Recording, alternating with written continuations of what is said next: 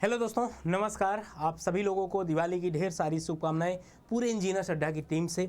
मैं एक चीज़ बता दूं, दिवाली अब बहुत अच्छे तरीके से सेलिब्रेट किए होंगे, तो उस क्रम में दिवाली तो हो गई भाई, अब आपको क्या चाहिए? सिलेक्शन चाहिए, ठीक ना। तो अभी आपको भी पता है कि आरआरबी जेई का बहुत जल्द फॉर्म आने वाला है और शायद इस महीने के लास्ट तक आ भी जाएगा। और इसका जो एग्ज़ाम है ना, वो जनवरी या फरवरी में आपके एग्ज़ाम करवा लिया जाएगा, क्योंकि अब इसको एनुअल कर रहे हैं। जैसे कैलेंडर आपका हर साल आ रहा, वैसे अब इसको भी क्या कर रहे हैं, ये एनुअल कर रहे हैं। तो किस तरीके से क्या करना है, देखो मैं बता दूं, दिवाली तो हो गई, बहुत अच्छी बात है, लेकिन दिवाली बाद क्या करना है, ये बहुत बड़ी बात हो जाएगी।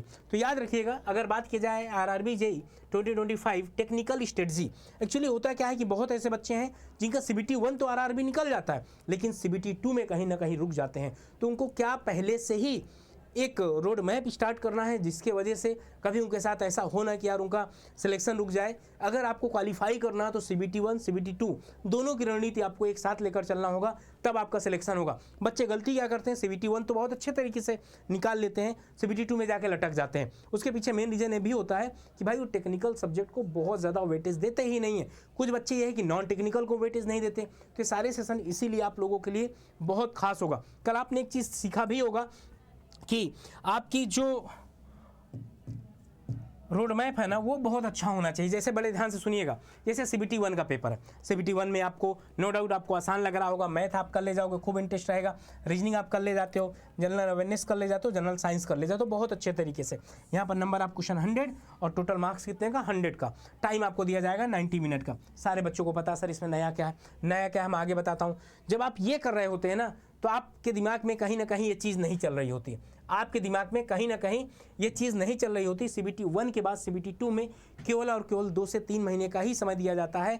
तो उसमें क्या होता है, बच्चों का ना सिलेबस ही नहीं पूरा हो पाता और लास्ट में बहुत ज़्यादा फ्रस्ट्रेट हो जाते हैं और खुद ही बोलते हैं सर इस बार सिलेक्शन नहीं होगा। क्यों? क्योंकि उन्होंने बहुत अच्छे तरीके से टाइम मैनेजमेंट नहीं करना सीखा था। इस वजह से दिवाली में मैं आपको टाइम मैनेजमेंट करना सिखा रहा हूँ। अब यहाँ पर देखो, यहाँ पर जनरल अवेयरनेस ठीक है, आपने पहले पढ़ा वो काम दे देगा, फिजिक्स केमिस्ट्री दोनों सेम है। कंप्यूटर टेक्निकल आपको डेली पढ़ना, सबसे बड़ी बात क्या है, टेक्निकल आपको डेली पढ़ना, टेक्निकल को छोड़ना ही नहीं है। समझ गए ना क्या करना है, टेक्निकल को आपको छोड़ना ही नहीं है।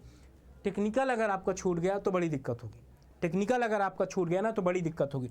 और चूंकि टेक्निकल आपका ऐसा है कि टेक्निकल आप 1 से 2 महीने में पूरा नहीं कर सकते, इसके लिए कम से कम 4 से 5 महीना चाहिए। ये भी नहीं हो सकता कि एक दिन में 2 सब्जेक्ट खत्म करके ऐसे खत्म होगा, नहीं होगा भी तो दिमाग में नहीं जाएगा। तो आप एक काम कर सकते हैं कि नॉन टेक्निकल तो पूरा पढ़ ही रहे हैं, नॉन टेक्निकल के साथ साथ टेक्निकल को भी आप कम से कम 2 से 4 घंटे दीजिए। कितना? 2 से 4 घंटे आप टेक्निकल को दीजिए।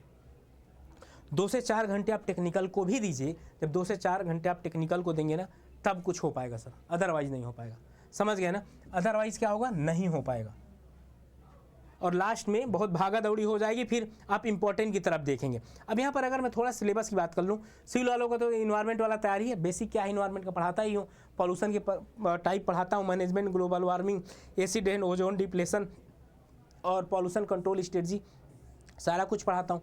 आरआरबी जे के लिए बेसिक एलाइड क्या है, यहाँ पर देखो, हाँ यहाँ पर बीएमसी का बहुत ज़्यादा वेटेज है। बीएमसी में जैसे कि इंजीनियरिंग मैकेनिक्स आपको, sorry building construction, building material construction, सब स्ट्रक्चर कंस्ट्रक्शन, आप सुपर स्ट्रक्चर, अच्छा यहाँ से खूब वेटेज रहता है। मैं फिर से बता दूँ, 100 में कुछ नहीं तो 25 से 30 नंबर का केवल इसी का वेटेज रहता है। अच्छा मैकेनिक्स डाल दिया है, ये एफएम का, सॉरी सोम का एक पार्ट होता है फोर्स, और यहाँ फोर्स आएगा आपका, सेंट्रॉइड आएगा, सेंटर ऑफ ग्रेविटी इस बार भी आया था, कंपोजिशन ऑफ फोर्स आया था। तो building material, building construction, construction of substructure, construction of superstructure और बिल्डिंग फिनिशेस, इतना कुछ दे दिया इसमें, बिल्डिंग ड्राइंग, इतना कुछ है, 25-30 नंबर का आता है।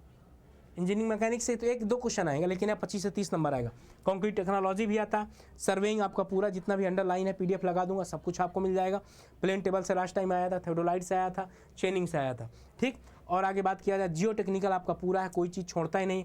हाइड्रोलिक्स, हाइड्रोलिक्स आप देखें ना तो ये ओपन चैनल फ्लो ज़्यादा इंपॉर्टेंट है आपका, इरिगेशन और हाइड्रोलॉजी पूरा ना है आपका, थ्योरी ऑफ स्ट्रक्चर से स्लोप और डिफ्लेक्शन, फिक्स बीम में मूवमेंट कितना लगता है, यहाँ से भी क्वेश्चन पूछा गया था सर, यहाँ से भी क्वेश्चन पूछा गया था।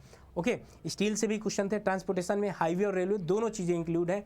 हाईवे में मैंने, अच्छा रेलवे का देखो सिलेबस ज़्यादा दे दिया, लेकिन रेलवे से 2 से 3 क्वेश्चन ही आते हैं, हाईवे से 4 से 5 क्वेश्चन आपके आएंगे। इन्वायरमेंटल इंपॉर्टेंट है भाई, 8-10 क्वेश्चन पूछ लिया था। एस्टिमेशन आपका होगा, एस्टिमेशन एंड कॉस्टिंग में टाइप ऑफ एस्टिमेशन, ये सारा कुछ एस्टिमेशन पढ़ा दिया हूँ। तो इस तरीके से आपका पूरा सिलेबस था। पूरा सिलेबस एक बार डिटेल में प्रिंट आउट निकलवा के चिपकवा लीजिए सामने, घर के सामने क्या कर लीजिए, चिपकवा लीजिए घर के सामने, है ना।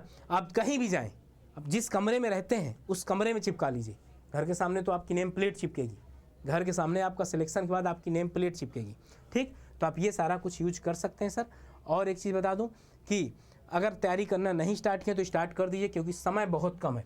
और अगर अभी आप इस समय पे एनरोल करेंगे, दिवाली ऑफर चल रहा है, दिवाली ऑफर पे अगर सिविल इंजीनियरिंग का महापैक लेंगे या मैकेनिकल, इलेक्ट्रिकल, जिस भी ब्रांच से हैं, जिस भी डिसिप्लिन से हैं, अगर आप वहाँ एनरोल करेंगे तो आपको 2181 रुपये का मिलेगा। 27 मंथ की वैलिडिटी, भाई 100 रुपये से भी कम है, ठीक। यहाँ पर लाइव और रिकॉर्डेड सब कुछ आपको मिल जाएगा।